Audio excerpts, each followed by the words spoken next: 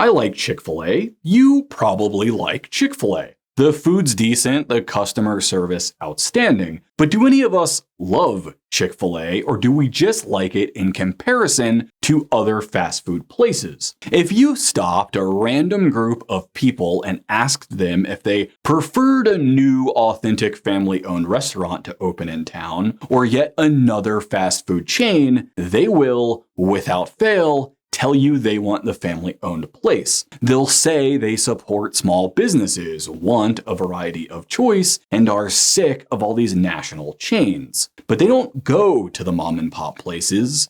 They go to Chick-fil-A. See, there used to be this Irish place near me. It was clean, reasonably priced, and had friendly staff, but it was never what you might call popular. Sure, they had their regulars, but there weren't lines out the door. COVID hit and the owner moved back to Ireland. The store stayed vacant for a while because, again, COVID, and then they put in a Chick-fil-A. And now there are lines out the door all day, every day, except for Sunday, for Chick-fil-A.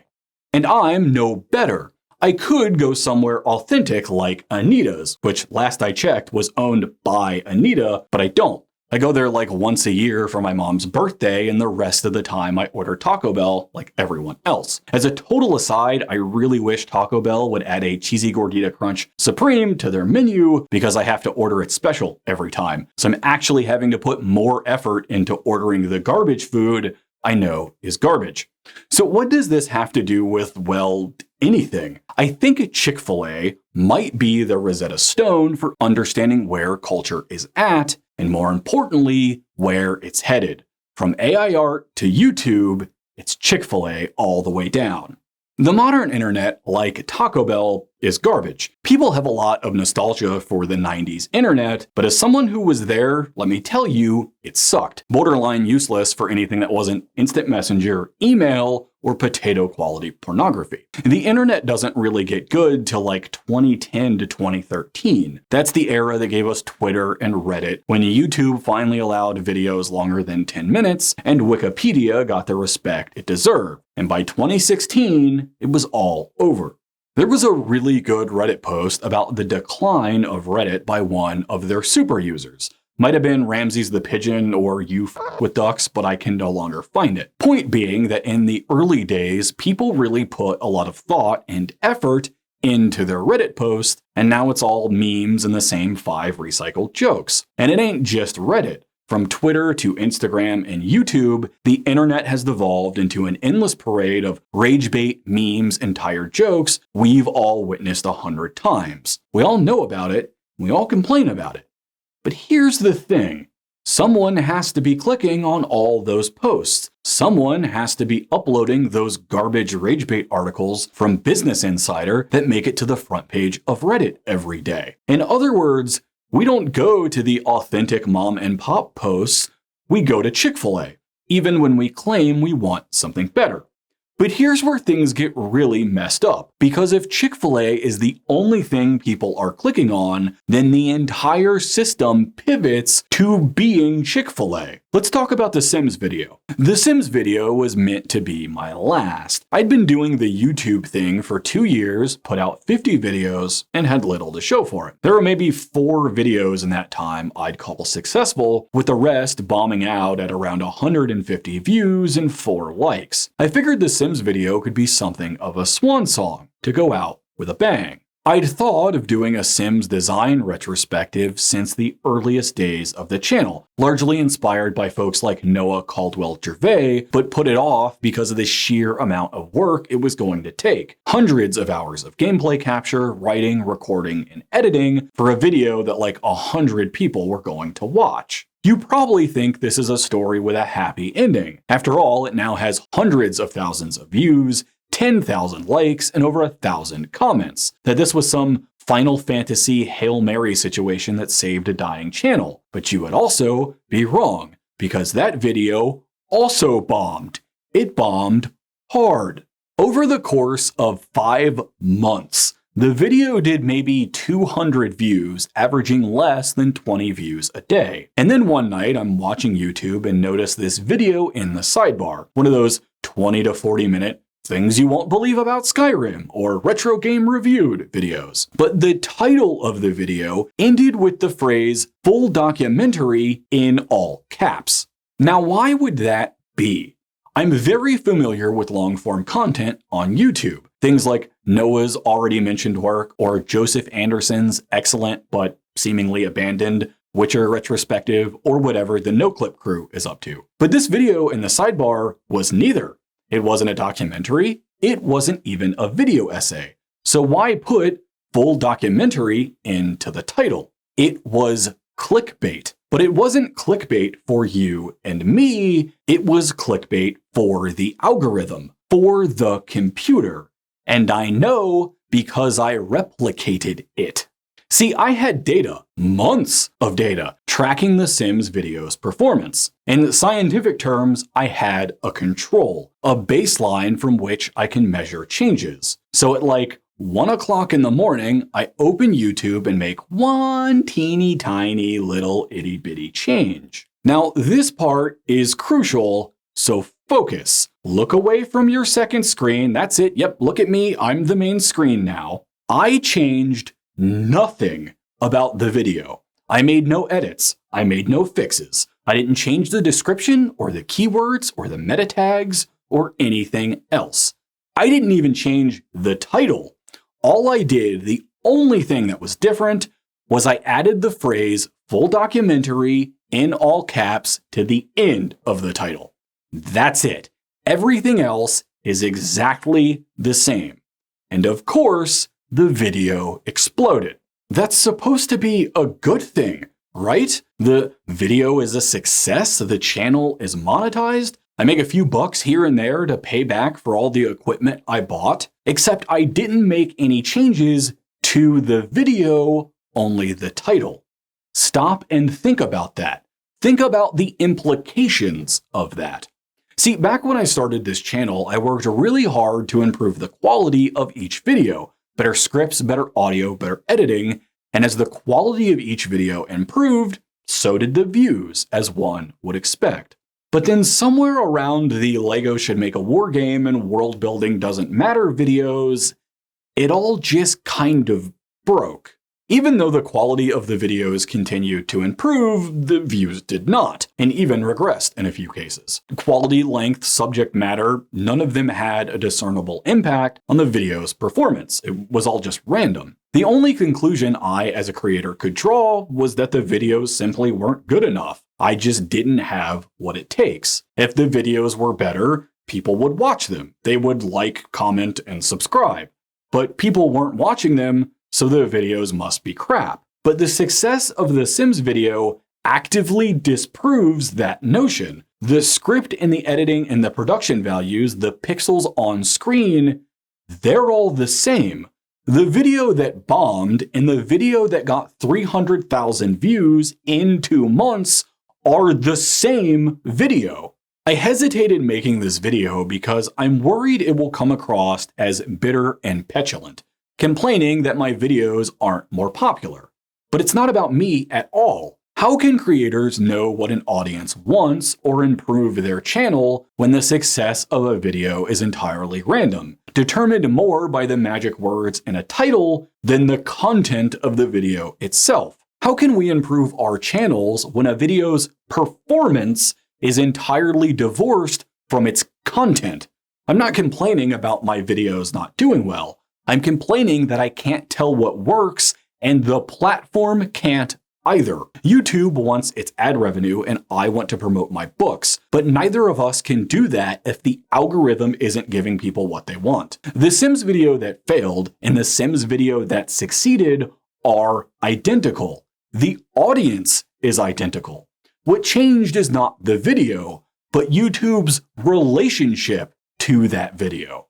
Algorithms aren't alive. They can't pass judgment on a video's quality. All it can do is process the data surrounding the video. Things like keywords, the video's length, and its title. Algorithms filter this data through flowcharts that are reinforced through a process we call machine learning. If you want to know more about these topics, I'll link to Tommy Thompson's excellent AIandGames channel below. Videos like my Sims video get fed into this flowchart. The algorithm, through machine learning, knows that videos matching certain criteria are popular. For example, a video about video games, which it knows through keywords, of a certain length, say over 40 minutes, with certain words in the title, like full documentary, with popularity being decided by views, watch time, and engagement. This is why channels are constantly telling you to like, comment, and subscribe, because it feeds the algorithm monster. The first time my video went through the flowchart, it only had 2 of the 3 criteria, so it was sorted into a pile of less popular videos and shown to a correspondingly low number of people, in this case about 1,000 individuals. We call that impressions. But when I changed the title, it got sent through the sorting algorithm again, and this time it matched all 3. So now it doesn't get shown to 1,000 people, it gets shown to 6 million. And that's the difference between a video that gets 20 views a day and a video that gets 5,000 views a day. That's the only difference.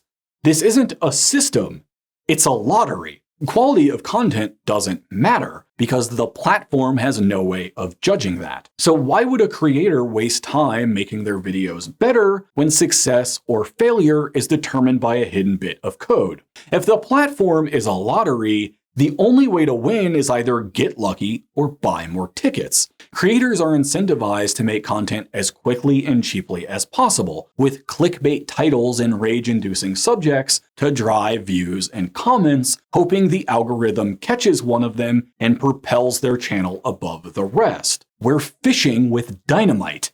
Because algorithms and machine learning work through positive reinforcement, we aren't just incentivized to make cheap garbage, we're incentivized to make the same cheap garbage as everyone else, as we know that's what the algorithm is looking for. If a chicken sandwich becomes popular, then the algorithm will search for more chicken sandwiches. If I, as a creator, want to be seen, I've got to make sure I'm making chicken sandwiches too, or be buried under everything else. With the majority of creators pushing chicken sandwiches become the only thing getting pushed in an infinite feedback loop of garbage.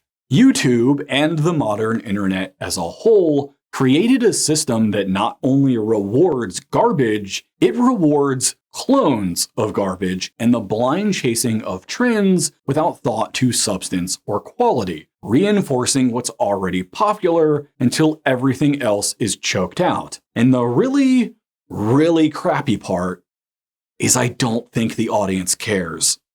Stick with me on this. I've been spending more time on Instagram lately, seeing how Twitter is a fire hose of raw sewage and Reddit is a burning pit of used porta potties. Comparatively, Instagram is pleasant. Discoverability is good and the community is surprisingly supportive. Their algorithm, however, is complete trash. If I like a picture of a castle, it doesn't show me more castles. It doesn't even show me different pictures of the same castle. It shows me the same picture of the same castle. Because again, the algorithm can't see the castle, it can only see the metadata surrounding the picture. It then goes in search of a picture with similar metadata and what could be more similar than a copy. The algorithm can't see that it's showing me the same picture over and over because it can't see the picture. All it can tell is that I like pictures with castle metadata. So it gives me one, and as far as it's concerned, job's done. Mission accomplished. And for the most part, it's kind of right. See, there's a lot of AI art on Instagram, and ethics aside, it's kind of good. Like, it's not as good as something made by a talented artist, but it doesn't need to be. As an audience member, I'm not looking for a museum piece, I'm looking for something to distract me from the existential horror that is pooping. AI art isn't as good as a human's, but it's good enough for scrolling past while I'm on the toilet. For the average person, AI is good enough. We all say that the MCU is stale and that last Star Wars trilogy was a train wreck, but we still buy tickets. We laugh at the terrible YouTube thumbnails and the thousands of cheap, trend-chasing books that dominate Amazon. But people buy that stuff. They like it. We tell young creators that the path to success lies through dedication and practice, through quality and originality, but we're wrong. because the algorithm, and more importantly, the audience, doesn't care about any of that. They care about Chick-fil-A. I see more and more YouTube channels that are closing up shop or hanging by a thread, leaving for stable jobs and reliable paychecks. How many of us have seen a channel that had a huge successful video only to disappear soon after? I used to think that was because of pressure or harassment, but now I realize they're going away because they don't know how to do this anymore. They don't know what will be successful. I know this comes across as bitter and jaded and defensive, and maybe it is. Maybe I'm yelling at the sky because my videos don't get millions of views and my books don't sell, well, any copies. But I want you to think about where all of this leads. I put a lot of effort into both my channel and my books, even if the writing is terrible and the audio is crap. I spend an enormous amount of time and energy, huge chunks of my life, trying to get better at these things. But the data tells me I shouldn't. It proves that in order to succeed in this market, I should be pumping out the laziest books with the most generic covers, that my videos should be copying TikTok trends with clickbait thumbnails, because people will watch it and the algorithm will push it. It may not be good, but it will be good enough. I made my first ever cake the other day. And sure, it was from powder out of a box and came out more crumbly than I would have preferred. But I was proud of it. Now, if you asked people if they preferred a homemade cake like mom used to make, or a fudge round with the texture of mildly flavored cardboard, they would all, every last one, tell you they wanted the cake, even as little Debbie laughed all the way to the bank. It doesn't matter how good I get at making cakes, they are never going to compete with little Debbie. It doesn't matter how good my books get. I'll never outsell the guy pumping out 200 books a year, constructed from cliches and filled with typos. Filmjoy can put out banger after banger of a video. They are never going to be in the same solar system as Mr. Beast. No matter how good your mom and pop place is, McDonald's is always going to have a longer line. That probably means I'm going to spend the rest of my life working day jobs I hate and writing books in the margins that no one reads. I'll never be able to dedicate the time necessary to master my craft, because it's never going to pay the bills. Between a day job and writing, there will be nothing left over for YouTube and game design and all my other passions. But that's on me. It's my choice as a creator to devote all of my time to writing, to focus on improving the quality of my craft instead of pumping out trend-chasing garbage, in the same way that it's the audience's choice of where they go and what they buy. Because people want Chick-fil-A, and they're welcome to it. I'll be out making graffiti in the parking lot. I'm Michael Aguero. Thanks for watching.